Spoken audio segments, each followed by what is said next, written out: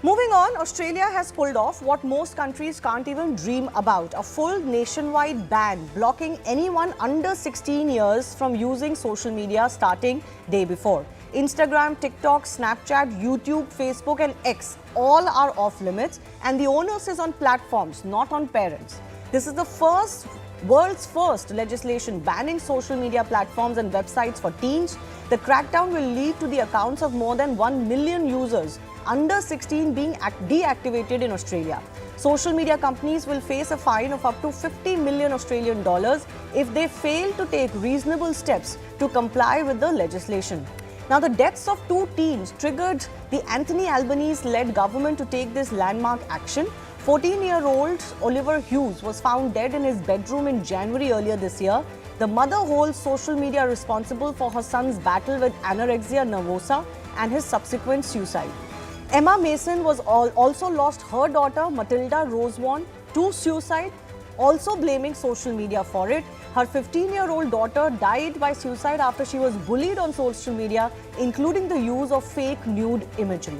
In fact, a study commissioned by the government found that 96% of children aged 10 to 15 used social media.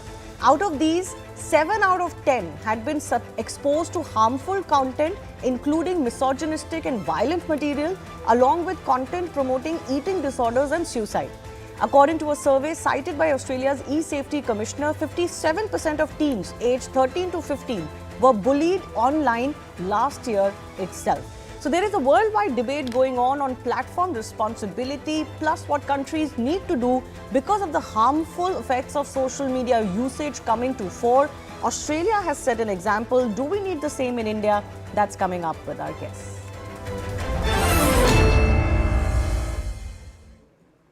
Let's go across to Shraddha Sidhwani. She is child psychologist and counsellor. Pawan Duggal is advocate in the Supreme Court and cyber law expert. Anant Ladda is social media influencer, founder of Invest Aaj for Kal. As a social media user yourself, Anant, I want to begin with you. Do you welcome a step like this? Because even if somebody is youngish themselves, let's say college or a young adult starting work for the first time, I think even a 21, 22-year-old would be able to appreciate today that for a teenager or for an even younger pre-teen child, social media has extremely harmful effects. So do you think the entire world needs to look at it? I feel it is a very tough decision to make, but it's a welcome step from Australia. I know it will be criticized by a lot of teenagers, but it will eventually give them fully optimized, fully scheduled, and even fully contained childhood. I think there are 3 major issues with social media and early access of social media. First is online bullying, which has become a big issue. Second is online scams, which happens with youngsters a lot of lately. And finally, there is FOMO, which is being created on social media, because of which many teenagers eventually go on a wrong path. So I think it's a welcome step, but implication and how it will be implemented will be a big question. Yes, I want to go across on the implementation issue itself. Pawan Duggal, already in Australia, there are question marks on how well it can be implemented for any country with the all-pervasive nature of internet and the cyber world. There will be a concern. Do you think anything like this can be attempted by other countries as well? Because in Australia's case, social media platforms have fallen in line. Well, countries can definitely examine and try to go this way. The only problem is, what about the social backlash? What about the intrinsic ability of children to bypass the so-called regulations? And if you want to do it in the Indian context, I'm pretty much sure it's going to be well nigh impossible. For the very simple reason that once the children have tasted blood, it's going to be very difficult for us to get them off social media. And what prevents children from going ahead and making false representations about their ages on social media? Today, when age gating is not properly well defined in the Indian context, I think we'll have to learn our lessons. Maybe this model has worked in Australia. I'm not so sure how it has worked. Why? Because while the companies have fallen into line, I'm not so sure whether the children have fallen into line. It's only after some time, as the enforcement levels are going to be determined, we'll come to know whether the said approach or the said legislation is a success or not. It's too early to celebrate. Why? Because children will find more distinctive ways using darknet, using VPNs to go ahead and be on social media. So in a scenario like this, I think It's too early to celebrate right now.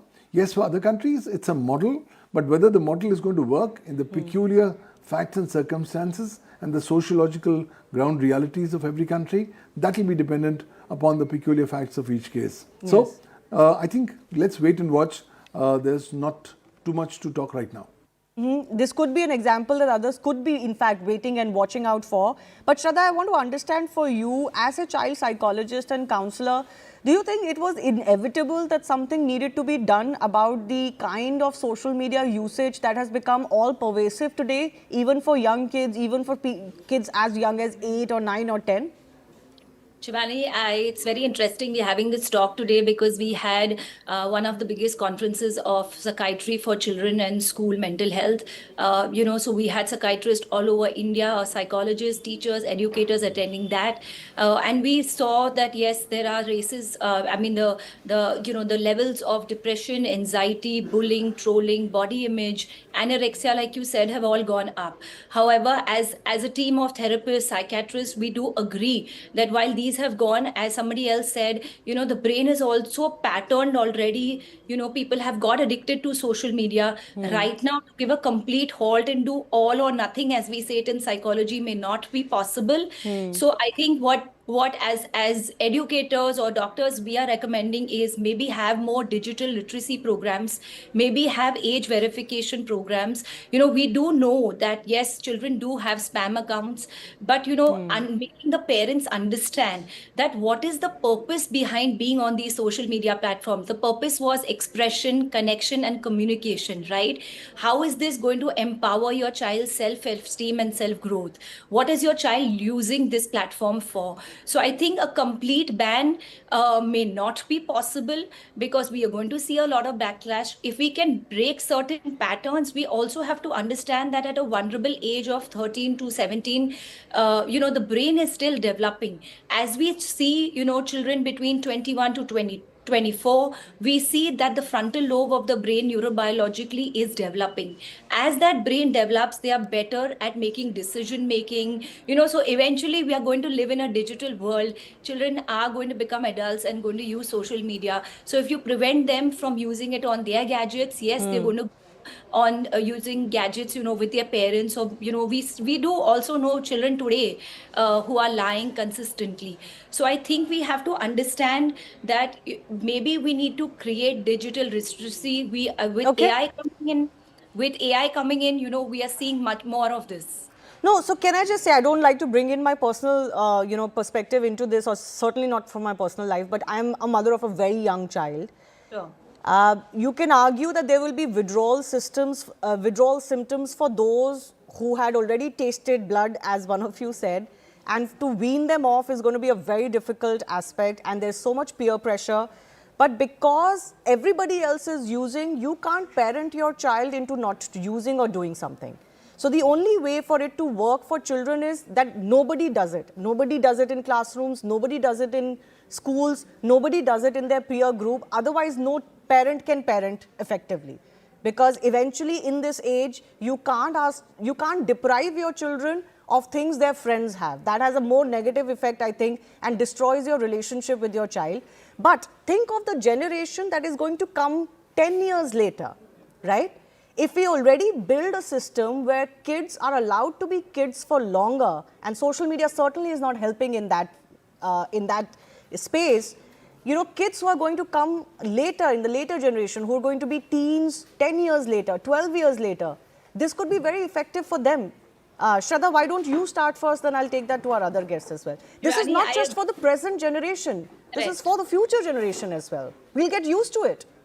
Shibani, but you must acknowledge that we are getting into a very, very difficult time where we do have children who are coming to us. We do have clients who are coming to us. And before coming to us, they have already, figured out their problems on an AI platform. So they are using today, these same teenagers are using your ChatGPT to assess their own symptoms. So you can remove an Instagram or a Facebook or a Viber or whatever from the account, but they do have other platforms where they can communicate and get wrong information from, like we've seen with maybe substances, sex addiction, whenever there is a complete ban, sometimes the urge of getting it becomes higher. So maybe we can come to a more educational perspective where we can teach them the do's and the don'ts, Yeah. weigh the pros and cons of the decisions that they are making. And I think that's what we need to realize, because we have the highest youth in India today, and we need to make them mentally empowered, emotionally empowered to make the right decisions.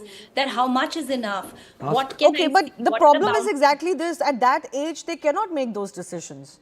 You've got to allow them to experience. Also, you want to, also what is happening is, Anant, that because they are hooked to their phones because of this, and they have so much peer pressure added because of what they're seeing in very curated lives of people online, kids are not kids anymore. I totally agree, and partial banning is not a solution for sure. Otherwise, it will create FOMO in minds of people. And suppose we have a drug, and we are afraid that if we ban a drug, it will be available in the black market. It doesn't mean that we don't ban That it you don't if it's ban drugs. harmful. Exactly. And But we have to ban it. awareness also goes so far. Awareness alone has never been able to solve any kind of serious social problems. Absolutely, especially for teenagers, I feel if we have a proper regulated way, that is a better way to control it. At least majority of the teenagers will be saved from the harmful impacts of social media. I know we cannot achieve 100% blanket rate, but even if we are able to achieve 60-70%, it's a good start. And I feel it's a welcome step from Australia. And we should, in fact, help them out on social media and vote for them.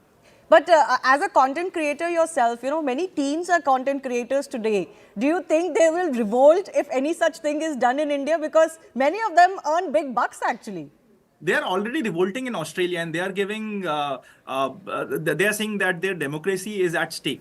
So, yeah, I know there'll be revolts in India as well, but every good change always has a revolt. I think I also have many young viewers, but at times we have to keep our personal interest aside and think of a larger good. Yes, I certainly feel like if there is a period where for 5 years, for example, which this becomes normalized, that social media is for 16 plus only, then the future generations that will come in, they will not have so much problem or FOMO that they are not using something, because that is what society will adapt to. Currently, it has become so pervasive that you can't even stop maybe a 5-year-old child from not just using a mobile phone, but also consuming content which has no control.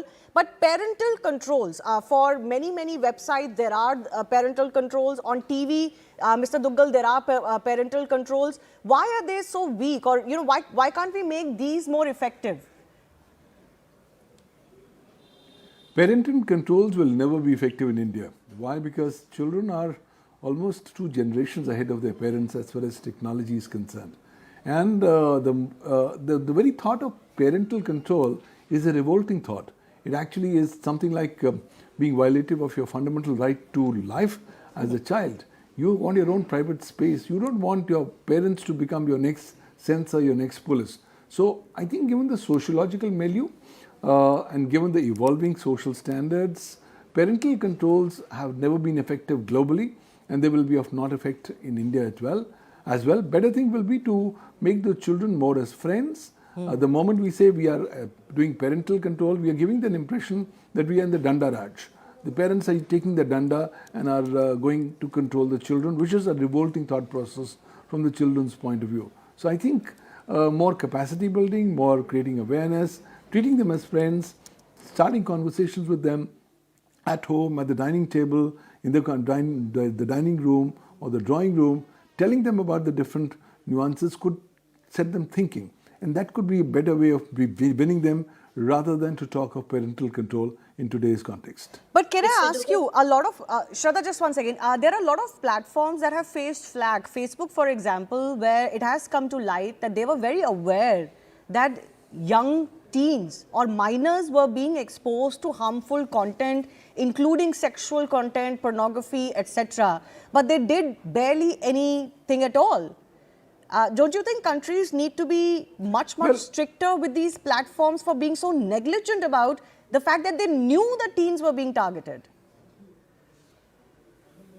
I think I can't agree more with you. Countries need to adopt a far more stricter approach towards intermediaries and service providers. These guys can't say, I'm providing your platform and I will be a spectator, let mayhem happen on my network. That argument is no longer logical nor feasible. Today, service providers will have to be more sensitive towards the need for protecting children, towards the need for ensuring that there are appropriate age gating mechanisms which are stipulated by the laws in different countries. Okay. But unfortunately, most of the American based service providers are saying, guys, we are governed under the US Communications Decency Act. Section 230 gives us complete immunity, and that we'll apply that immunity across the world. I don't think that immunity applies across the world. Countries' national laws make them more liable. For example, in India, the Information Technology Act 2000 mandates these service providers to exercise due diligence while they discharge their obligations under the law. But of course, these parameters of due diligence have not been very well defined in the context of children. Countries, governments need to be far more focused and must now mandate these service providers to come up with basic responsibilities as they deal on their platforms with children below 16 or 18 years age. Yes, Shraddha, I only have about 30 seconds left. Go ahead. No, I was just going to say that, as Sir said, we do have a lot of digital platforms which are coming into India. I have somebody who had approached us a couple of years back, which enables parents to sort of have some control over their gadgets. So how much time are they using it for? What app are they using? So we do have these new age products that are coming in where parents can, monitor what the child can use and not. But however, I do feel like it was said that, one of the basic psychological need of every human is autonomy and freedom. So I feel that while we are empowering and educating children to grow up, become young adults, we also need to just navigate what they can't. All right. I have to leave it at that. Let's see how this ban in Australia works, and several other countries are mulling it as well. A big thanks to our guests for joining us. Time for a very short break. Thanks a lot for watching.